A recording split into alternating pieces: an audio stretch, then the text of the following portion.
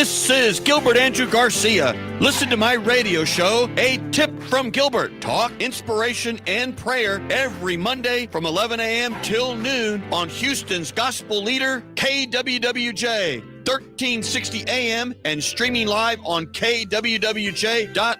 Listen on the legendary KYOK 1140 AM and streaming live on kyokradio.org. KCOH 1380 AM on San Geek Radio 95.1 FM 1460 AM and Aliento Radio 101.7 FM and 1540 AM. Call in at 832-570-8075 and follow me on social media. See you then.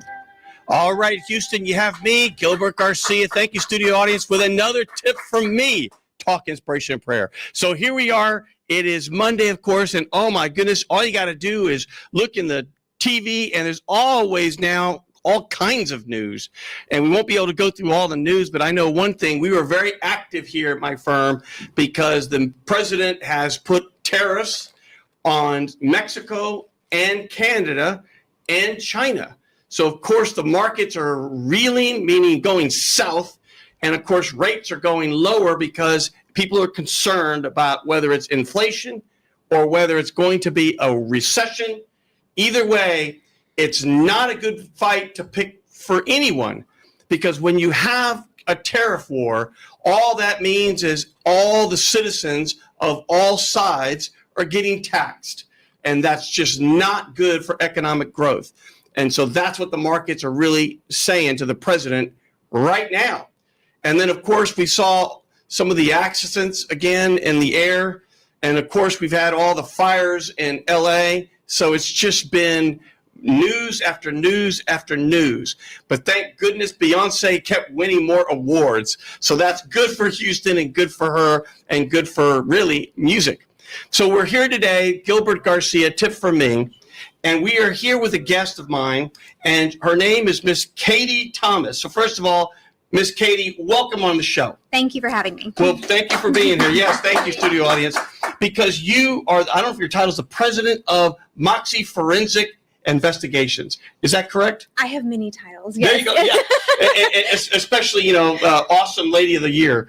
Yeah. No, I'm the president. I'm co-founder, business manager, team member coordinator, and then an investigative genealogist. So, all the hats. It's kind of like me at this firm. I do everything. I even help take out the trash. Yeah. You just do whatever you need to do to make an organization work. Absolutely. But what's amazing is I wanted to have you here because my daughter, everyone knows my daughter because I talk about her all the time, my Juju. And of course, I'm just crying because we went through this weekend looking at dresses for her as she's got a couple of proms and this sort of thing. And all I could think about is, I'm not going to be able to do this much longer because she's a senior and she'll be leaving here in 6-7 months. And it's going to be terrible. Yeah. Terrible. It's heartbreaking. For me. But she's the one. My daughter's very interested in genetics. Mm-hmm. And I don't know where that comes from because, I'm a sort of a numbers person. Her mom was an eye doctor, so maybe it comes from that. But at the end of the day, it's a heavy science type field. Yeah. And you got to really love the science of it all. But it touches so many things, whether it's research, whether it's helping people come to terms with things, whether it's social work, whether it's law enforcement. Mm-hmm. You touch so many things. Right. And I think that's what motivates her. And, of course, she's always been one of those persons that is fascinated by Criminal Minds and all those shows on TV. Yes. But she wants to be a genetics person. Mm-hmm. And she, of course, now is, I think, volunteering for y'all. Yes, she is. And so y'all are now doing genealogy and really helping to solve cases. Correct. And I just wanted to say, first of all, how did you get into this field? Because you're from where again? Well, Texarkana, Texas. Texarkana, yes, okay. Yeah, so Northeast Texas. And so were your parents scientists? So no, my mom was a nurse, and my father worked in law enforcement. So very interesting. So growing up, I wanted to be a detective all my life, and I was going to go to school for forensics and everything. And then, I got married, and life happens, and kids happen, and so I became an investigative social worker for about 10 years in Oklahoma City, and loved it. And we moved here, and I became a stay-at-home mom, and I needed to fill my time. I love spending time with my children, but I also wanted to give back. Right. So I started volunteering for an organization called the DOE Network, which is a 100% volunteer organization. And what they do is they try to help law enforcement matching missing persons and unidentified persons. So I started as a researcher with them, worked my way up to be area director for Texas and Louisiana, and then now I'm also regional manager for most of the Northeast. And as I was doing that and I have that passion for that work, then this field of investigative genetic genealogy kind of exploded in 2018 with the Golden State Killer arrest, which stemmed from this kind of work. So, and what made this work expand so much? Is it just that modern science is now solving so many things, or we're just all more aware? Yes and no. So genetic genealogy has been around for a couple decades at this point. Surname projects, things like that, for people who are really into genealogy. Once Ancestry and 23andMe and those consumer databases came about, people were very interested in learning where they came from. So that's all their genetics. They send that spit tube in or that swab in, and that's their they figure out their ancestral regions. They can see who their DNA matches are, and so that was already happening. And then this was the really first case that was highlighted as being used, this kind of genealogy being used for an investigative purpose. So that just and that was all over the media. So the career really started to kind of boom. And I had already been a genealogist for, I'm 20 years at this point. Wow. Just, on my own. I love learning. I love history. I love learning where I come from and helping other people learn where they come from. So I was already into that. And then, of course, in the investigations. And so in the field, it just kind of melded everything together. Well, let me ask you this. I'm not saying I'm a skeptic, but I'm a regular person. Sure. And so when you think about you swab your mouth or whatever you do, and you send it off, I always thought, well, maybe just, people are doing one of those things where they have a board and they spin it, and I will just say this is part this, and this. What's the science behind it? It's always evolving, and every company is different. And what they have is kind of like their panels of people from different regions. And, every year it gets better and better scientifically. As more people send in these tests, it's getting more accurate. Because you're starting to lump different traits. You're building more people into your database. And so they're able to get more accurate. So every year, if you've done those tests, you'll notice kind of updates to your ancestral regions. Because it's updating and getting better, and the scientists are constantly at work trying to make sure it's more accurate. And there's always, discrepancies between the different companies. If you do multiple different databases, you may kind of notice, but it's because of also how they look at the regions. So, but what we focus on, we do look at the ethnicity and where people come from, but we focus on the matches of DNA. So for us, DNA doesn't lie as far as who you're related to, and so we're able to do the matches, and that's how we do our work. So, well, let's go into pretend that there's those books like Windows for Dummies. Yes. Well, DNA match for dummies. What is all that? Let's go into it. Yeah. So, what is that? When people talk about DNA, or people talk about your chromosomes, or what?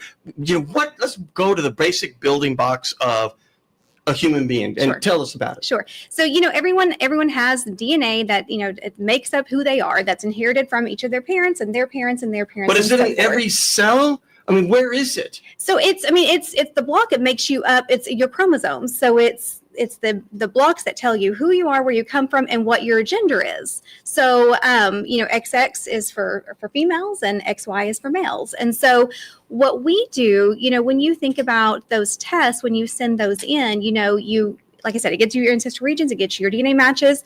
But the big misconception from the public is that when you do these, they think that people who do what I do for law enforcement purposes have access to all of their data in those consumer databases, and we don't. So what we do is, in order for us to be able to utilize your DNA data for our work, you have to download your raw DNA data file from one of those consumer databases and upload it into an approved database for our work. And so And we do have instructions for that on our website, so people can kind of look at pictures and see how this works. But we're only allowed to use 3 databases for our work. So not Ancestry, not 23andMe. We utilize GEDmatch, FTDNA, which is Family Tree DNA, and then DNA Justice. And why those 3? Because those give informed consent. So, Ancestry is built for people who do genealogy, who just generally want to learn their genealogy and where they come from. But, when you But those are just like hobbyists. Exactly. Right? This isn't like for identifying real things, right? Exactly. Okay. So those are just hobbyists, and there's millions of people who are in those databases, right? Well, we have to be able to make sure that people are aware that if your DNA is used for these purposes, you are consenting to allow your DNA to be used. So when you go through and you download your raw DNA data file and you upload it to, let's say, GEDmatch, you have to check off saying, I am allowing my DNA to be used to identify unknown individuals and unidentified perpetrators of violent crimes, which we also do. So we want to make sure the public is fully aware that this is what it's being used for. So we can only use those 3 databases. Well, it sounds like, who would not want it to be used? Well, unless, that's always my question. You know what I mean? Think about it. Yeah. Unless you have something to worry about. Exactly. You have nothing to worry about. Exactly. Am I missing something? No, and that's kind of, doing what I do. That's how I feel too. I want people, unknown remains to be identified, to go back to their family. And then I kind of, if you've committed a violent crime, this is not for petty crimes, for theft and everything. This is for violent crimes. I don't see why you would not want someone to be arrested for their crimes. However, we understand that your DNA is very personal to you. Right. And that's your property essentially. So, we want everyone who does this to feel comfortable knowing that this is what their DNA is used for. So the whole point is if somebody is missing, and I went through your website, and tell everybody your website. Okay, so it's Moxxy, Moxxy, forensics.com. XXY, Moxxy, we think Moxxy, you have Moxxy, you have go-gettedness. But we did a play on it with, XX for chromosomes, XY for chromosomes for male and female. So so it's easy to remember it. So, yeah. Well, so like, for example, I saw on your website where y'all have been identifying people that have been lost or missing, or Correct. Essentially they passed for a while. Correct. And there were remains that were discovered. Yes. And you're trying to say, who is that? Yes. That's amazing. Thank you. And you would just think, how in the world do you do that? And I want to come to how do you do it? Yeah. But it seems to me, even in something recently, you have these people that the plane crash, and they're trying to find them in the river, and no telling how long it takes to decompose. I don't know, but it's probably be fast, especially if you're in the water, because the elements. Right, and so ultimately, you find fragments of bodies. Yes. And then you can identify these people. Correct. I mean, how incredible. So why wouldn't you want your information somewhere? So if something went wrong, it's kind of like people putting on their driver's license, I want to be a donor. Right. Why wouldn't I want my kidney to save someone's life? Exactly. When already my life is now with God? I mean, why wouldn't I want that? That's how I feel, yes. It's very interesting. And so what does it take to be a genealogist? Because there are the hobbyists, but then you must have some sort of schooling required to have a certain certification to be able to do this for law enforcement or something like that. Well, and like I said, the field just really started booming in 2018. So it's education is, trying to the formal education is trying to catch up with those who are already doing this path. So, for traditional genealogy, you have to, and like, hobbyists, that's kind of, you get into it that way. You have to understand how to read, historical records, census records and birth certificates and death certificates. And so, if you're already into genealogy, understanding how the records work, then genetic genealogy, you have to understand how, to read the chromosomes, to be able to map those chromosomes and those segments of DNA that's shared. And then you also have to be able to, understand how to look at the DNA matches and try to fit those into a tree and understand how the connections work. So as far as formal education goes, there are several new programs that have started. There's the Ramapo College in New Jersey has an incredible program. And then there's the University of New Haven, and then there's Boston College. Outside of those 3, those are kind of the main programs. Of course, Brigham Young has genealogy programs over in Utah, and there's a few overseas, but that's really the extent of the really formal education. So, very interesting. Yeah. So, you have that. But then there's also right now in the process, there's an accreditation board that's being formed that will accredit people doing what I do to make sure that, because we want agencies, law enforcement, to feel comfortable allowing us to work on their cases. That's right. So it's being able to show that, we are accredited and able to. It's kind of like what happened in the IT world, where everyone first was sort of like a hacker or a hobbyist. Yeah. And then all of a sudden real certifications came in and degrees, because it got serious. Exactly. And this is getting serious. It's no longer just, well, I'd like to know where I'm from. Right. My parents, where do they come from? And you read, well, they came from Mexico, my family, or they came from some other family. So the Mayflower, it's gone beyond that. Absolutely. To identifying people, missing people, victims, all kinds of things. Perpetrators, And perpetrators. Yeah, which is huge. We'll talk about that for a moment. So when a perpetrator does something bad, there's DNA or something left. Correct. And does a law enforcement collect that? Yes. And do they then go to someone like you, or do they send it to their lab, or how does that work? Generally, the usual process is that, because you have DNA that's been collected from, cases from decades ago. So it's, But did they know they were collecting DNA back then, or they were just collecting evidence? It depends on the agent. Yeah, and they're collecting evidence, and they, sometimes we'll hear they collected DNA, or they collected this piece of evidence. They knew there was something on there, and they knew in the future maybe it could be used. And so see that a lot. So, but the usual process is that the labs will send that for a CODIS comparison, which is like a violent crime. That's a criminal database. So if you've been arrested and your DNA is taken for CODIS by law enforcement, they'll compare, if they have a sample of DNA at a crime scene, they'll compare that to CODIS. And what's CODIS? So CODIS is a database of all the an index system, yes, for law enforcement purposes, for perpetrators. And if you've been arrested, then you may go into CODIS, and every state has different laws as to how things are reviewed and what puts you in there. But that is the law enforcement DNA database. But when that is looked at, that's looked at STR markers on the DNA, which is different than what we look at. So when law enforcement uploads their that DNA, that sample, to CODIS, and there is no match, then law enforcement kind of with the DNA at that point, you're kind of stuck unless that person gets arrested and ends up getting uploaded. So that's kind of where we can come into play. And we consider ourselves kind of like a tool in the tool belt for, law enforcement, because they're the investigators. They do all the really hard work. And so what we're looking at is SNP markers, which on a DNA, when you're looking at DNA, it's many, many, many more markers that are reviewed, which is the same thing as autosomal DNA testing. When they're doing those for 23andMe and Ancestry, they're looking at that SNP data in comparison to STR, which is what CODIS looks at. So it gives law enforcement another avenue to be able to say, okay, we didn't get this person in CODIS. Now let's do another run and see if we can't try this field. Most of our work is for cold cases. But it is coming out in more and more, I consider them hot cases that are kind of more, out there right now.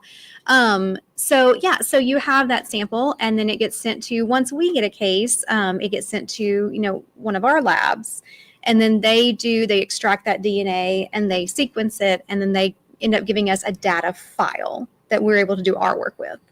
So the CODIS, that was the first one, CODIS. Correct. That's kind of like the fingerprint database. Kind of, yeah. For criminals. Right. There's a fingerprint database, but it's DNA, because APHIS is the fingerprint, but CODIS is the DNA database, essentially, yes. So do we now, anytime anyone is arrested, not only do we code their fingerprints and take a picture of them, but we also take their DNA?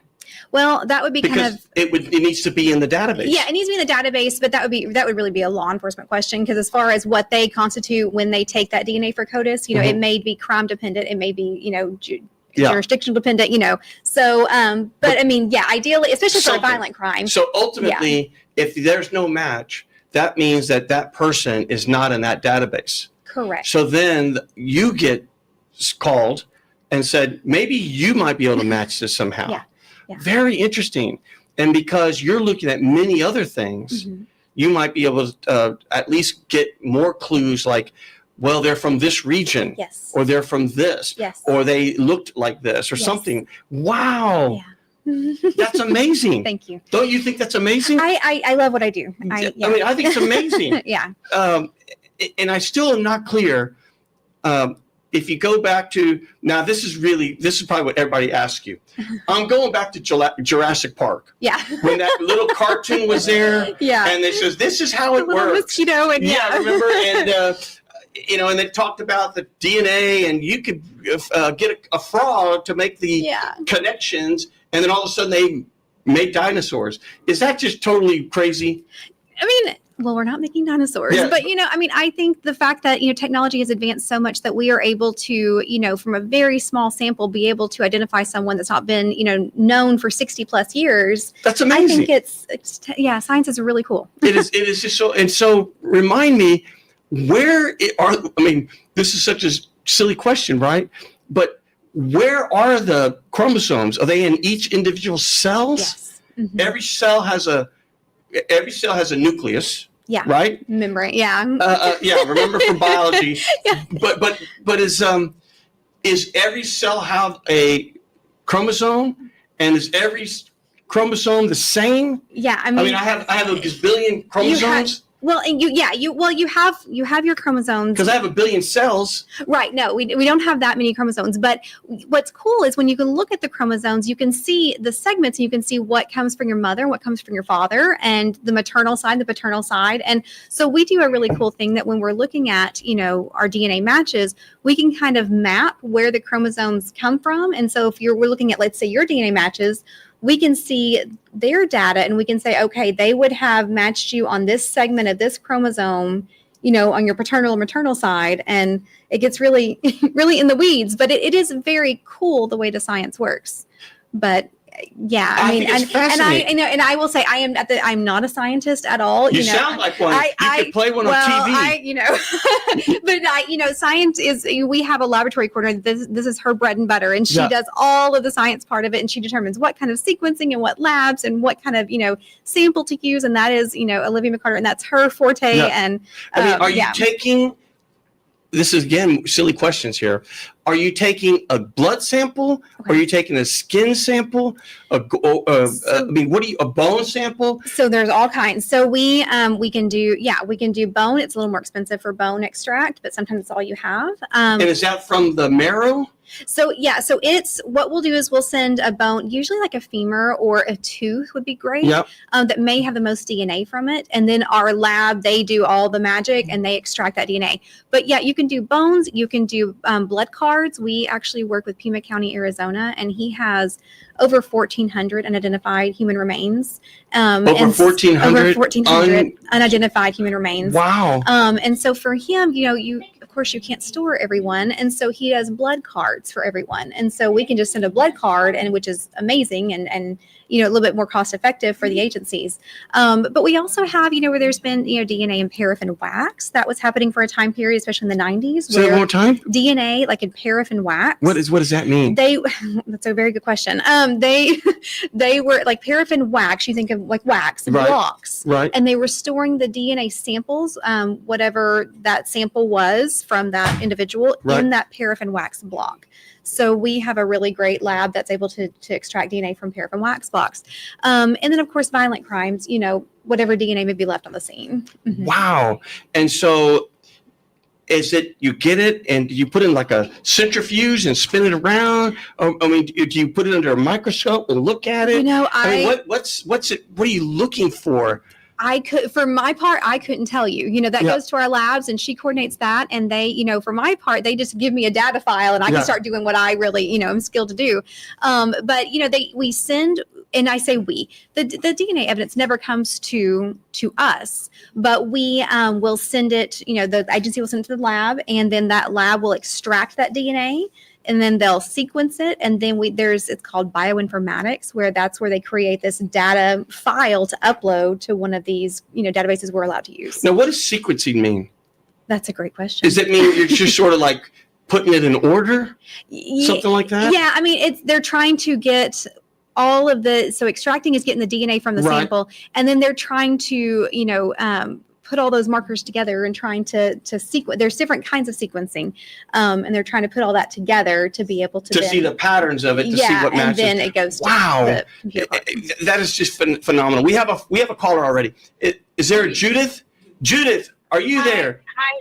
Yes. Hi, Gilbert. How are you? I'm doing great. You have me, Gilbert, with a tip for me with Miss Katie Thomas, who is a genealogist, and it's fascinating what they do. What do you got for us, Judith? I just wanted to give a shout out. This Wednesday, we're going to be having a Know Your Rights in the Humble community, and it's just to give and prepare our community with essential tools about immigration rights. It's going to be Wednesday, February the 5th from 6 to 7:30 at Octavia Fields Library. We're going to be having the organization Piel, Cynthia Solis, immigration attorney, and also Crecen, which is a grassroots group that supports Central Americans immigrants. And we just invite anybody that is interested in attending our reunion. And remember, I am pro supporting our Latino community in Humble, because we are the majority here in Humble. And this is part of my campaign to push equity in Humble for our families and for our students. Once again, my website for my campaign is judyforhumbleisd.com. And this is just a push for that campaign and a push for equity and justice for our families. And just remind us all, for all the listeners here, election is when? May 3rd is the election. Yes. May 3rd. And remind me that right now, Humble has nothing but at large. At large, yes. I have a current lawsuit against them with the Brewer attorney. It was filed last May, and we're in full mode right now, trying to change the at large to single member districts to better represent our community. That's amazing. I was driving.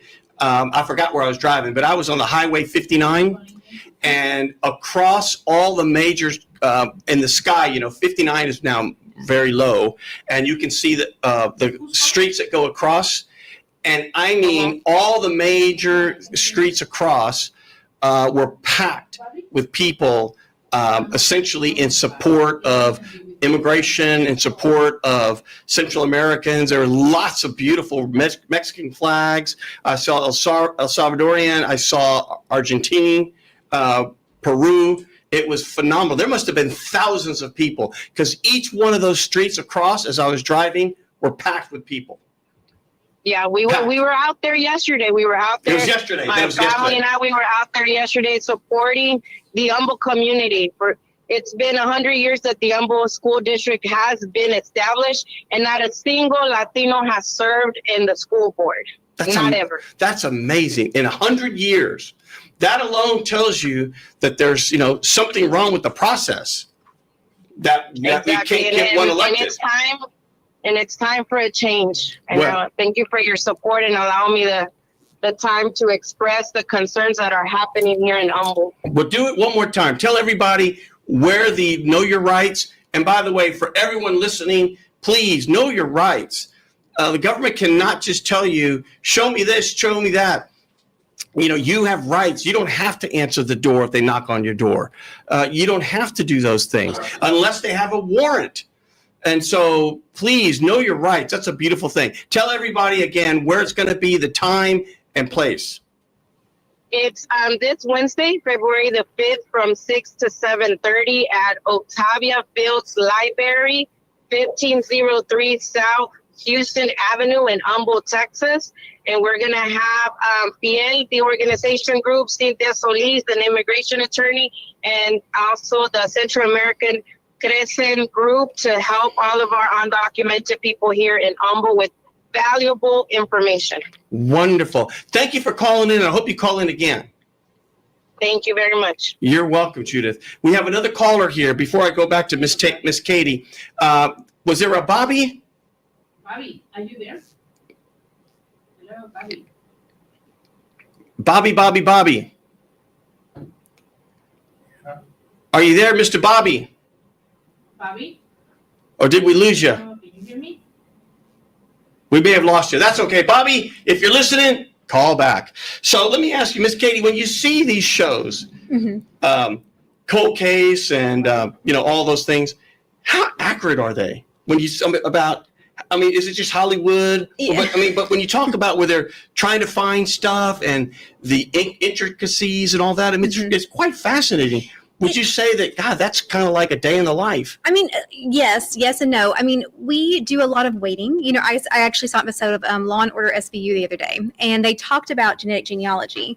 And the crime had just happened, and within 24 hours, the team was already doing the genealogy. And, you know, for us, that is not at all how that goes. I can imagine, because things never, remember, it's a 30-minute or 1 hour show. Yeah. So they have to get You have to move it on along. But there's no way it can happen that fast. No. I mean, our typical, you know, we get a case, and we understand agencies don't have budgets for this kind of work. And so we have to do a lot of fundraising for most of our cases. Yep. So, you know, that process can take, you know, anywhere from 6 to 18 months or more trying to get funding for one particular case. Then once you get that funding in place, then we have to, you know, get the sample sent. Then they do the extraction and the sequencing. And I didn't clearly answer that question a while ago, but for as far as sequencing, it's the scientists are looking at the genetic code of the DNA to then give to be able to create the data file. So, you know, that process through the extraction, sequencing, and bioinformatics can take, you know, a few months. But of course, if maybe there's degradation of the sample, so let's say someone was maybe out in the elements for a long time, that may require multiple rounds of that, which may then have to go back to fundraising because we only were able to fundraise, you know, for one round. Wow. So how much does it cost to do I don't know, a test? Well, to do the entire process for our organization is about an average of $8,000.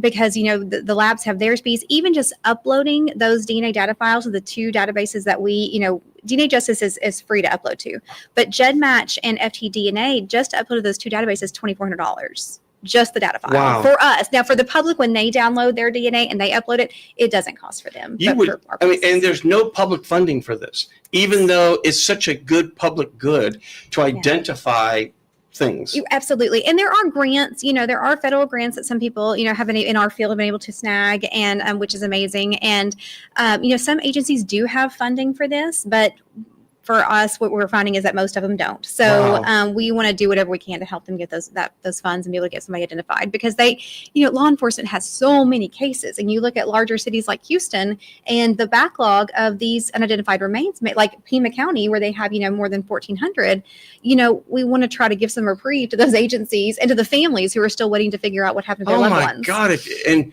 Well, hold that thought. I'm going to come back to it, because you know what? All I heard was, gosh, I mean, these people are going to wait a long time, but how can we help them? Absolutely. Let's go to the next. Was there a Bobby there? Bobby, are you there? Bobby. Are you there, Mr. Bobby? Well, I don't think he's coming through again. No, he's not talking. He's in the right. He's there. They can hear you, and I can hear you. You're there. Mr. Bobby, go ahead and talk. Bobby, can you please talk? Okay, he doesn't. That's okay. Bobby, don't be afraid. All Houston wants to hear what you got to say, my friend. So let's go back. So if you had the whole thing set up from getting the sample to going to send it to the lab to mapping it, analyzing it, because you got to analyze it, and then coming up with it sounds like this person. How long does that take? So it's dependent on every single case. So, you know, the problem with us only being able to use those particular databases is that the amount of people who have uploaded their DNA to those databases is very small. So when you think about Ancestry, that everyone knows about Ancestry, right? And there are millions and millions of users who have done Ancestry. When we go to GEDmatch, you know, for example, there's, you know, a little over 1 million who have actually uploaded their DNA. And what we have found is that a lot of minority populations they're underrepresented in this database. And so, and Moxxy takes on a lot of minority cases. And so we are really at a struggle to try to identify some of our cases because we're looking at, you know, 5th to 7th cousins as their closest DNA match. Do you think that our community, because obviously I'm a Latino, our community is just afraid because it's, you know, we just don't trust the government. I mean, I can understand that. Absolutely. Yeah. I mean, that's like, wait a minute, if you got my information, what if you are abusing it and you're saying I did a crime and you're using this as the evidence and I wasn't even there? Right. I mean, you know what I mean? I absolutely understand the fear. And, you know, we don't ever want anyone to feel like that. That's why I say your DNA is your personal property. And if you're not willing to upload, we understand that. And what we ask for people who maybe don't feel comfortable in uploading their DNA data, you know, they can always contact us and say, you know, hey, I may know something. And we also, people who have like Ancestry, what is also helpful is if you go in and build out your family tree. So you may not want to upload your data, but if you build out your family tree as far as you can and you make it public, then when we're doing our work, we may be able to find your family tree and say, oh, that's the missing piece. How would you make it public? When you create a tree on Ancestry, you have the option to make your tree public to where anybody who's doing their work, so all of these hobby genealogists everywhere, you know, you're finding your relatives and you're finding people who maybe have your same ancestors in their trees. That's why it's public, so people can kind of collaborate together. But you can make your tree private in the situation that you don't want people to see what you're working on, and that's absolutely fine. Is it that accurate that it'll identify who my cousins are? Do what we do, or like Ancestry? Interesting. Is it that accurate? Ancestry will tell you, yes, it will tell you based on those, you know, the chromosomes and looking at that data, it will tell you who your DNA matches are based on how much DNA you share, which we call centimorgans, which is a measuring system of DNA shared. So it can tell you now, it will give you a guess. Like, I believe that this person may be, you know, could be your second cousin, or, you know, maybe first cousin twice removed, something like that. And then, you know, the whole point is that you go in and you do your family tree and you can figure out, oh yeah, this is where this person falls. Now it all comes together. And do they give you the information of where that person is if you want to, like, you know, Katie, I think we're related. I mean, do they give you the information of the person? I mean, for me, and, you know, my personal genealogy, yes, I am constantly on my own family history, reaching out to other people saying, hey, I think we're related here. I would love to, you know, collaborate on what we're working on. Right. But for purposes of our investigations and genetic genealogy for investigations, no. And our tree, you know, when we're working on stuff, it's not public. Everything is, you know, it's very, because it's confidential, it's sensitive case information. So we keep it all confidential. But we can, you know, once we start figuring out who DNA matches are to our unidentified person and building out the tree of those people, we may find people that, you know, would be helpful to contact and say, hey, you know, do you have a missing family member? Or, you know, would you be willing to upload to this other database that we can compare, you know, closer and see if maybe you can help lead us in the right direction? I mean, why wouldn't y'all become a division of law enforcement? Well, I mean, I think a lot of it is funding. You know, there are multiple groups doing what we do. A few are nonprofit, a few are for-profit, and everyone works very hard. And I do think that, you know, eventually the field may go in-house in larger cities, but, you know, smaller counties are not going to be able to afford an in-house unit. So that's why we want to be there to help. Yeah. Very interesting. We have another caller. Is there a Vicky on the line? And Bobby, feel free to call back. Vicky. Is there a Vicky on the line? Producer, what do you think? What do you got? What do you got? Is Vicky on the line? Vicky. I think maybe we're having a little problem today. I don't know, because that's Bobby. It's Vicky. Somebody's calling now. Let's see what this happens. Sorry about this, Houston. Technical issues, I think, maybe plaguing us. Monday. And by the way, don't forget, the Super Bowl's coming. Yes. Now, we may not have the Texans in there, but it's going to be a good Super Bowl. And, you know, Dallas Cowboy fans, I know, you know, we like to think we're America's team, but I think the Chiefs are quickly becoming America's team somehow. Now, that might get people riled up there.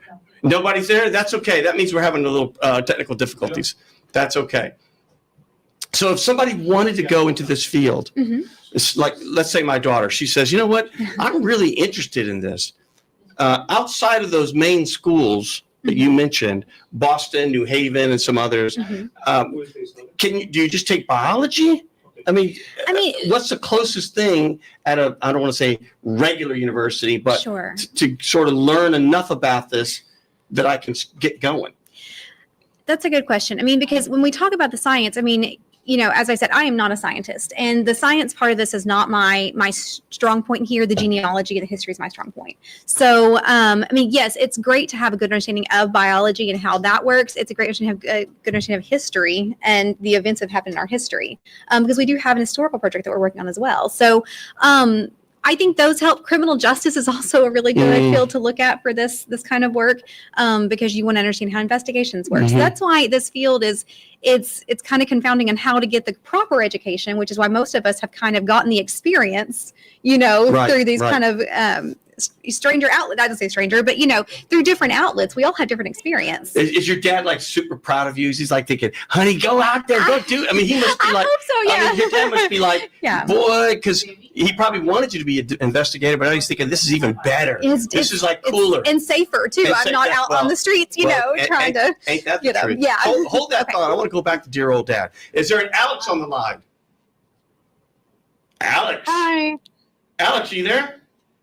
Yes. You got me, Gilbert Garcia, the tip from me with, of course, Miss Katie Thomas. What do you got for us? Yes, I had a question for Katie. I was on the website and I noticed that they have had previous events regarding some of the work they do, and I wanted to see if they had any plan for the future or how people were able to get more information about the organization. Oh, that's good. So what sort of events and things? So thank you, Alex, for asking that. So we have what like AMAs, Ask Me Anything events that we will do with specialists within the field or maybe on our cases. And so that's probably what you've seen, Alex. And so we are actually going to have one in February. And it will be posted on the website very soon. I believe it's February 25th with an Ask Me Anything with Kevin Lord with DNA Justice, which is one of the databases I talked about. And does that mean you're like out at a school and people can come over? No, or you this mean is completely virtual. Virtual. Yes, because we are all, so our company is founded by 3 women and we are all in different states. I see. So, so this is completely virtual and we sell virtual tickets to come to this event and the full proceeds go towards one of our cases. And so it's just to get information out there about the field, but then also to help raise funds for one of our cases. So we have the AMA that is coming up in February. And then myself and one of my colleagues, Tiffany Sowell, are going to be presenting at the Houston Community College next Wednesday, just about the field in general and about some of our cases. So we will have that. And then that's kind of all we have on the books right now, but we are constantly updating the website as we get more events. Wow. AMA stands for Ask Me Anything? Ask Me Anything. Wow, I did not know that. I thought it was like American Medical Association that or sounds something, good, yeah. something like that, or I don't know.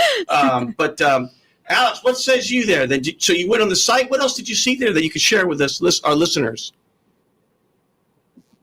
I'm sorry, what did you say? What else did you learn on that site that you could share with our listeners? Well, I did see that they have a lot of cases that they have solved, and also certain ones that they are working on. So I do applaud the work that they do for the community. I know a lot of people might have loved ones that they don't have any information about. And I'm just very intrigued by the work they do and looking forward to joining that talk. Thank you, Alex. We appreciate that. And so how much does it cost to get a ticket? $10. $10. So Alex, thank you for calling in. So Thank you. Have a great day. Well, thank you, Alex. Very, very interesting. And the thing is, I think if you have a loved one that's unidentified, somehow your life is not complete. Correct. Because you're always thinking about You're missing someone. That's right. And that's, we were at the Missing Persons Day event in Houston on Saturday. Oh, what is that? And so that is, it's an annual event. So February 3rd is, I believe it's February 3rd is Missing Persons Day. It was celebrated on Saturday. And so that's just an event for individuals who are missing loved ones to come to get resources to communicate together, kind of to help each other. And are they victims of crime? Are they runaways? It's every story is different. Houston has a pretty large amount of missing persons. So it's adults, children. It's just for whatever reason that they haven't been seen, and some haven't been seen in years and years, and some haven't been seen in a few months. And so it's just a wonderful community event to be able to get that. And it's sponsored by the Texas Center for the Missing. Let me ask you this, and if this is too personal, I don't mean to be, but are they missing because they're missing, or they want to be missing? Does that make sense? That's always the question mark with missing adults. And oftentimes when, people have people in their family who are adults who go missing, that's always the first question. Adults are allowed to leave, by their own accord. But, of course, it's not their usual pattern. They may leave behind their medicine or their keys or Oh, their yeah. children Yes. or, Yes. I mean, who knows what the situation is, or they are usually in contact with their family and now they're not. It's trying to make sure that people can get the resources they need to be able to. And are these report meetings uplifting or are they sad? I mean, I don't know. I think I'd be sad. I think, well, of course you're missing someone. Yes. So it's a horrible thing to have to go through, a horrible ordeal that I would not wish upon anybody. Yeah. And so I think, it's good for them to have a sense of community and to have people who are going through what they're going through as well. And I think it gives hope as far as resources. A lot of times especially when you're missing an adult, what do you do? Who do you contact? How does this work? What resources Who are do there? you call? I mean, I think you call law the enforcement, police. yeah. And every, department has their own, rules as to how long they've been missing before, for an adult, before things are looked at. But, they getting those resources for that, understanding, how CODIS works, understanding, like the Texas Center for the Missing, they have amazing resources to help guide families and to help them through this process. And, and then there's going to be a Missing in Southeast Texas Day in May, and that will have even more resources available for people. So where would that be? Southeast. What city is that? Well, it's going to be here. It's Oh, going to okay. be, it's going to be in Houston. Do you have the date and everything?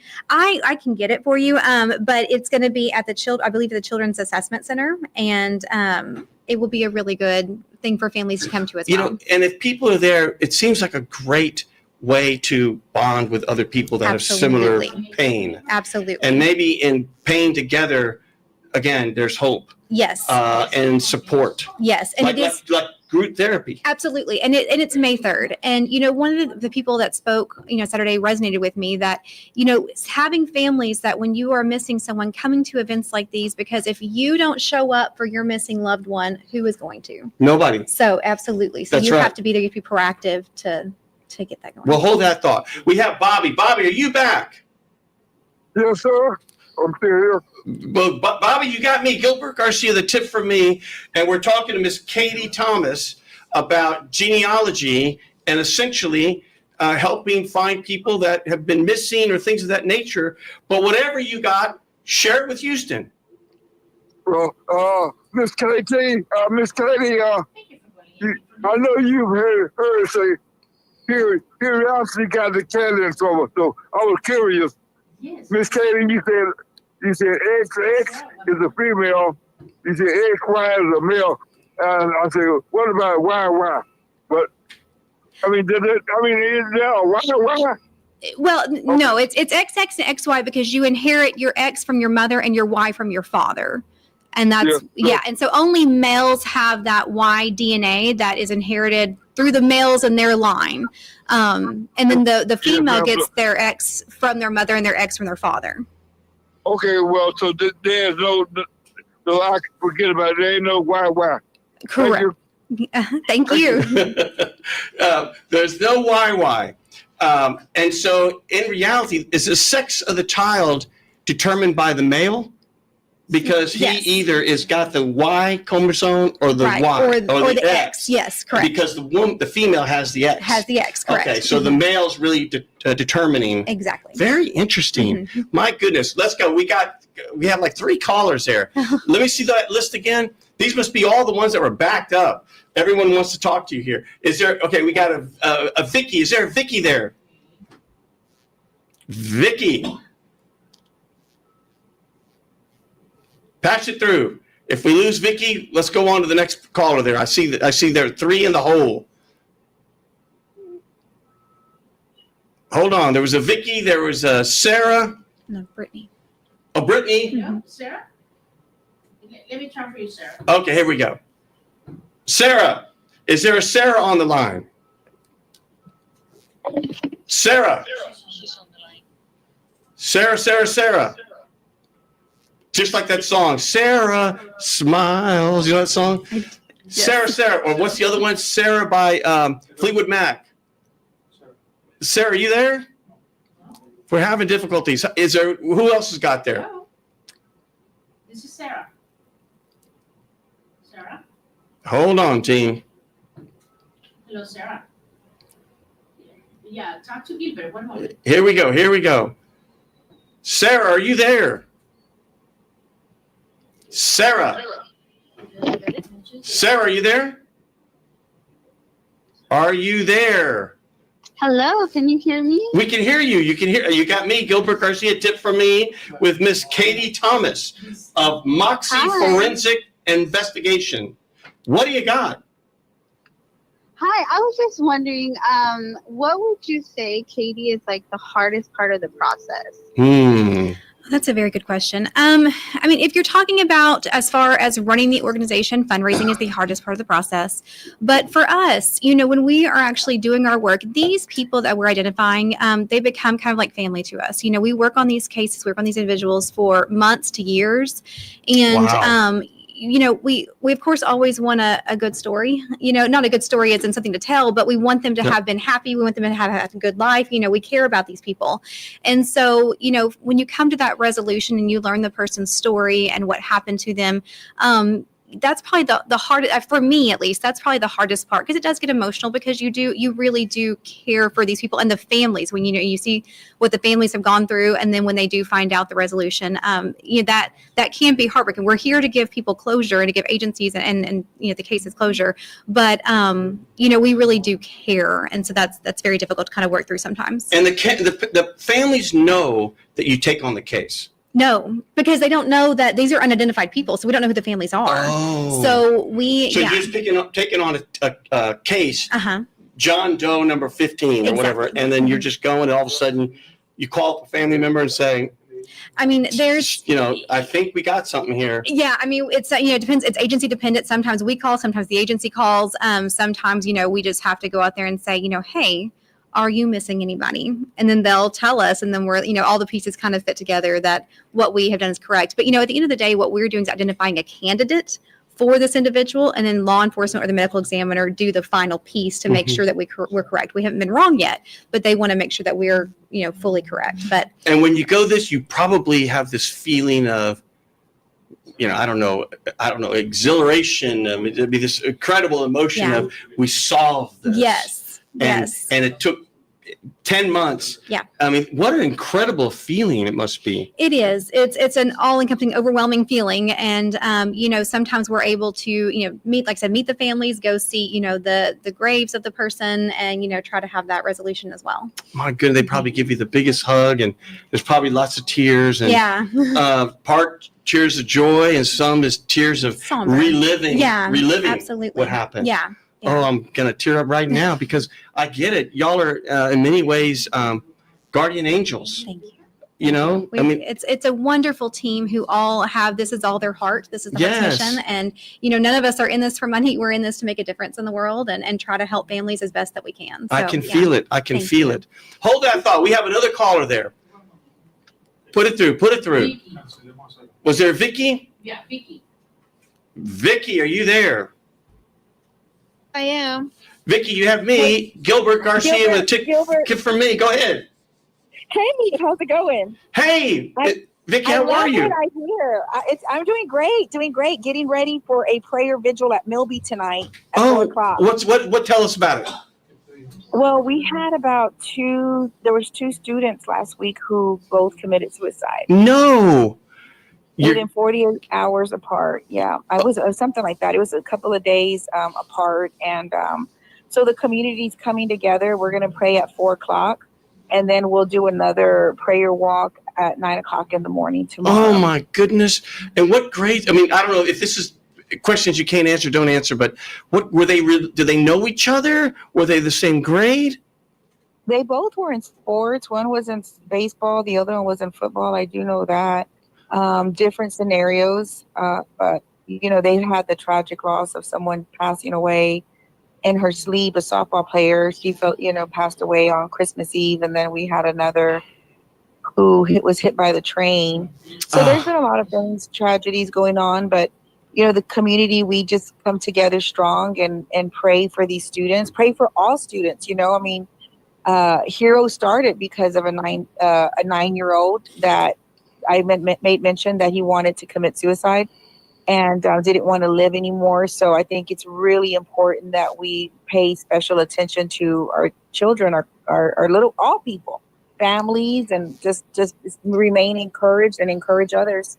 Well, I am watching it, because I haven't watched it in years, that series of 13 Reasons Why.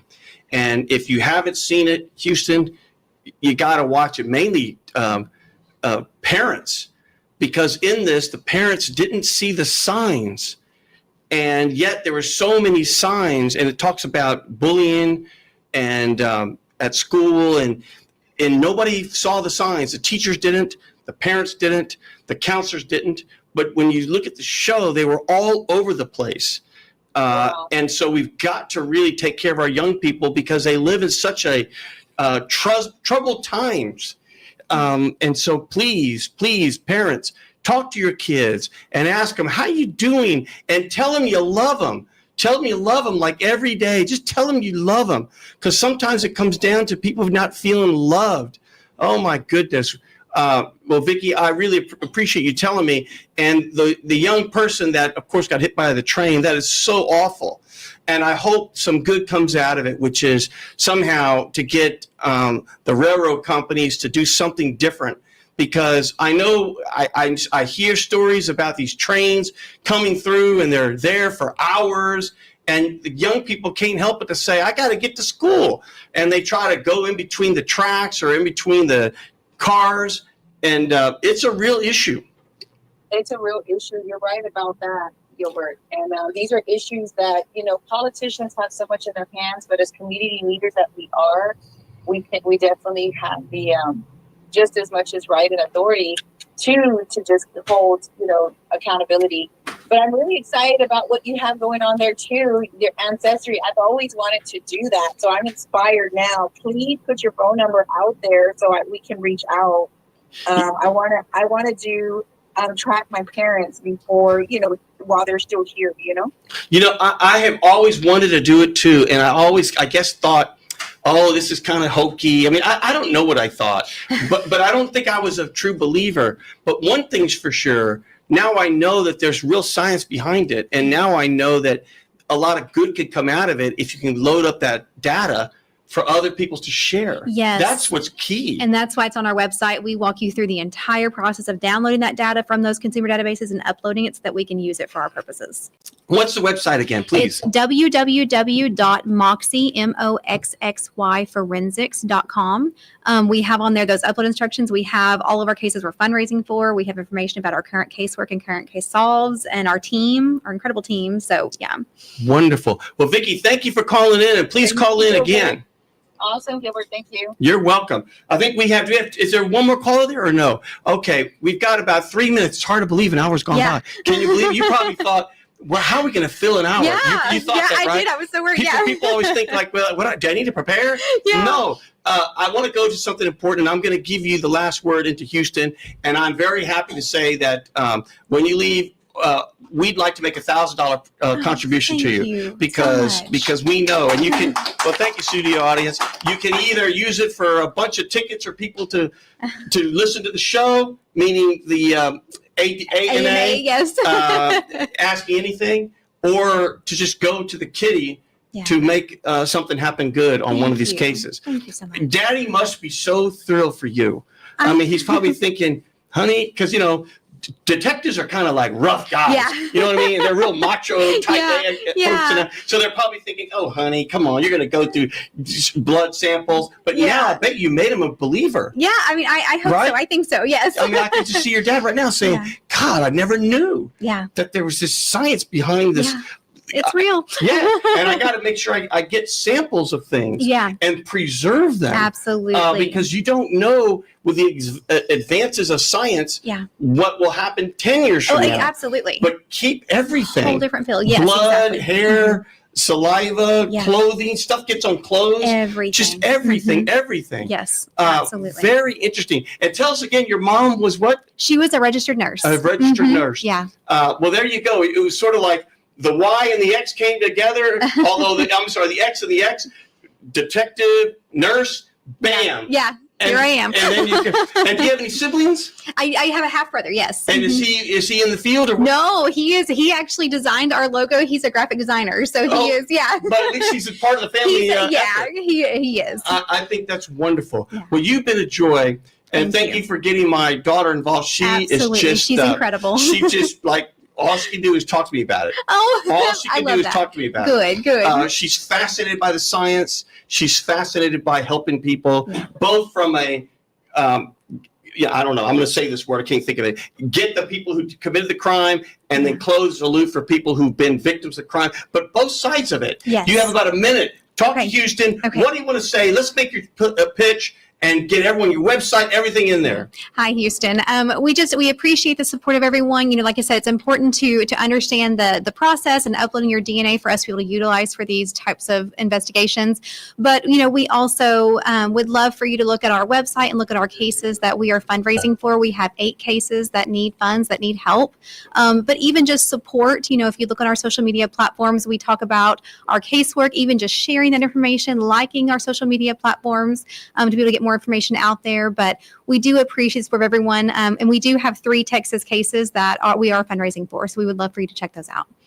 Wonderful. Well, Houston, you heard it here first. So this is Gilbert Garcia saying, we'll see you next time. This is Gilbert Andrew Garcia. Listen to my radio show, A Tip from Gilbert. Talk, inspiration, and prayer every Monday from 11 a.m. till noon on Houston's gospel leader, KWWJ. 1360 AM and streaming live on kwwj.org. Listen on the legendary KYOK 1140 AM and streaming live on kyokradio.org. KCOH 1380 AM on San Geek Radio 95.1 FM 1460 AM and Aliento Radio 101.7 FM and 1540 AM. Call in at 832-570-8075 and follow me on social media. See you then.